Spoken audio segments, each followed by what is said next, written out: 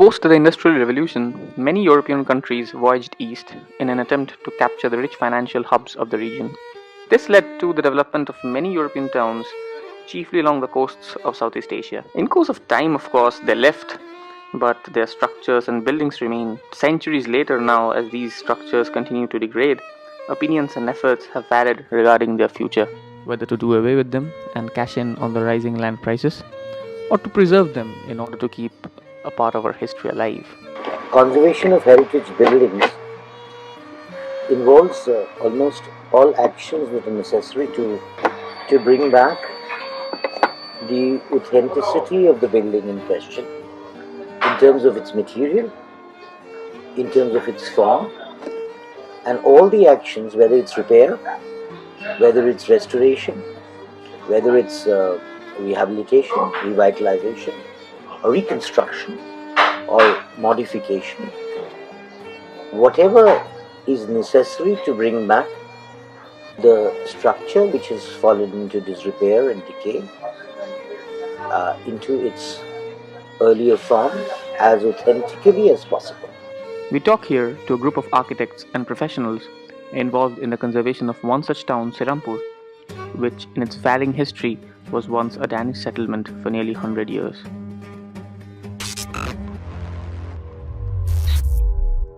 So there are actually around 40 towns apart from the mother city or the metropolitan city of Calcutta and Howrah in the whole stretch of the river of 40 kilometers.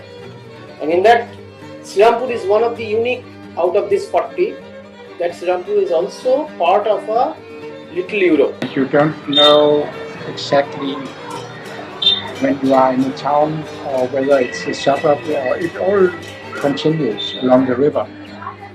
But because of the history and the monuments which are preserved, this place has a special identity. Located on the banks of the river Ganga, barely 25 kilometers upstream from Kolkata, Serampore, like any other place in India, is a small, densely populated town with over 2 million inhabitants. Except though its remarkable history that the town has witnessed and still carries forward with it today. In 2009, the Danish National Museum generated some funds to restore 3 of the buildings built by the Danes in the area in 1700s, which started a fresh chain of academic interest in the town. There are 4 main layers in the fabric, urban fabric of Serampore, and which have their distinct identity. And what is important, that Serampore people are carrying the legacy of these 4 layers. From the mid-1700s to the mid-1800s, Serampore was under the rule of the Danes. During that time, the British had not yet taken over India, and there were small European colonies all along the river Ganga. The Dutch in Chuchura, the French in Chandanagar, the Danes in the Serampore, and the Brits in Kolkata.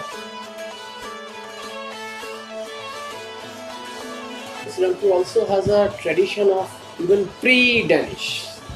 In fact, Chaitanya Dev came to this place. So it is also, that's why you will see a lot of Vaishnava people, and Vaishnava's religion is a very liberal kind of religion.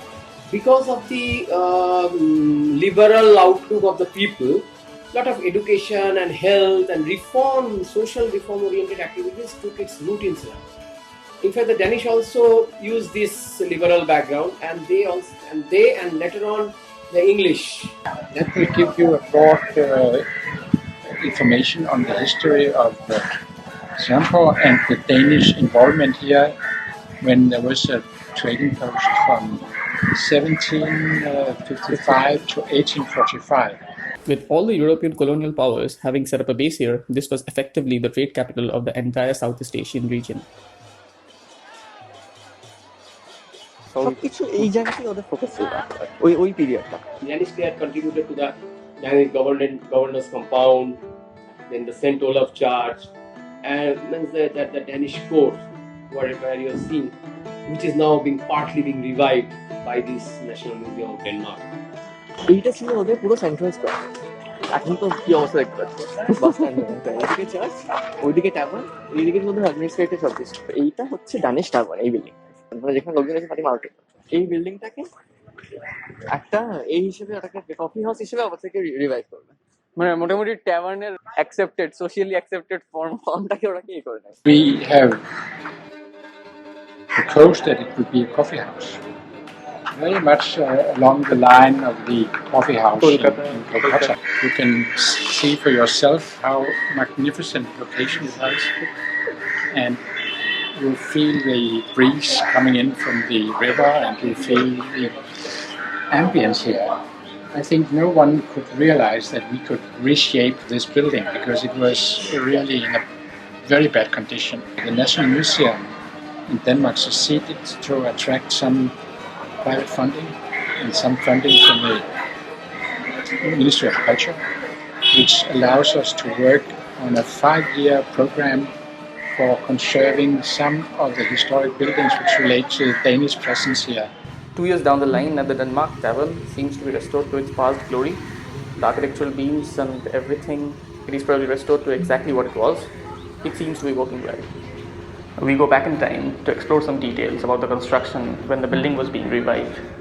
The central part of this room will be open, so we will have light from the skylight down to the ground floor. And it means that we restore the main features of the building according to our documentation. But you can have a look here because we make the decision that we should not extend the building up to the original line, but rather create this new arcade to give more light and ventilation to the interior. We don't want to try to imitate something which have never been there. So this is clearly a new design which we have decided. I think conservation is about enabling that function, and whatever changes are necessary to smoothen that enabling is, as well as retaining the authenticity in terms of materials and methods of construction, is what conservation is all about. And therefore conservation is increasingly a broader definition. Restaurant seems to be open and tavern is working in full flow. What matters more is I think it has fulfilled the architect's vision of conglomerating all the socio-economic dynamics of the place. When you restore or repair an old building, you have to have a sound business plan in place which enables its sustenance, that it will not go back to a decrepit state after investing in restoration. Though it may not be a direct relationship with conservation, but it is a kind of a influence that whether conservation has a audience over there or not. So it has to have a very sound adaptive reuse plan, and that has to be, at least if not a very profitable venture, it has to be profitable enough to keep up its own maintenance. And this is very important to us, that we are not restoring a monument only for historic reason. It should be part of the daily life, actually, and people should come and enjoy the place.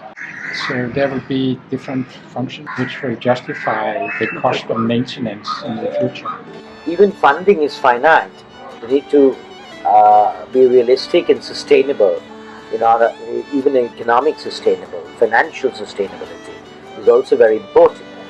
I think we can see it becoming a hub in the future, which can be a hub of innovation, which can be a hub of social gathering, which was probably the aim and which was probably the function of the tavern when it was first built. This place is the reason why the cafe is a success. They have restored it completely, exactly to the place, and they have kept this beautiful balcony, which you can see, for people to come and chill and enjoy. We decided to get involved in this work mainly because it has this location. The contact was established for the ships along the river. The tavern was built at a strategic point as it has a direct access to the main gate into the quad compound where the Danish administrative buildings are located. এই গাড়িগুলো এখানে একটা গ্যারাজে থাকতেই জায়গা থাকে, তো প্রচুর litigation হচ্ছে যে ওটাকে ওরা ভেঙে ওরা এই গেটটাকে কনজার্ভ করবে। তো এই গেটটা কনজার্ভ করার জন্য এটাকে ব্লক করতে হবে, গেটটাকে কেন রিপেয়ার হবে। তো ওরা অল্টারনেটিভ গেট চাই, তো সেটা এখানে করবে, কিন্তু এখানে এই দুটো গাড়ি পড়েছিল, এগুলো সব ব্রিটিশ আমল থেকে পড়ে, দেখতে পাচ্ছিস। And then we restore the main gate and the south gate and the previous Danish administration building, which were constructed in the end of the 18th century, is still in use, or was in use. Then it fell into ruin, and now they have been through two different phases, and they have just started the third phase.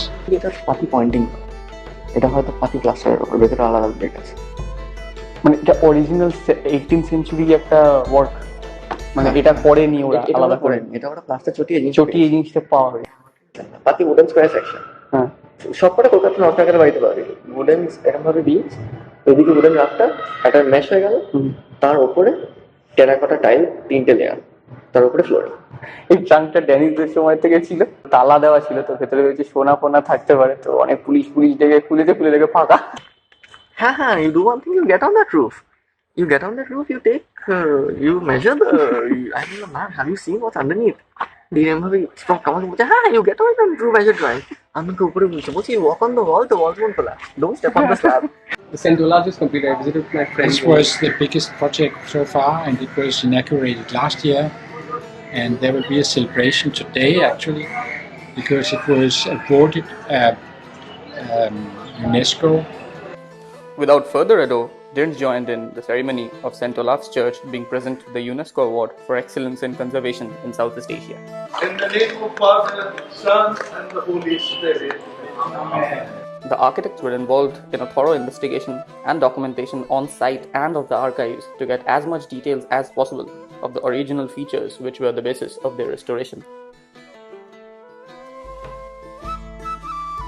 One has to be doubly sure about its original form, its character, its material. Most importantly, traditional materials were used, like lime and mortar, so that the surface can breathe and evaporate, which also provides a beautiful texture.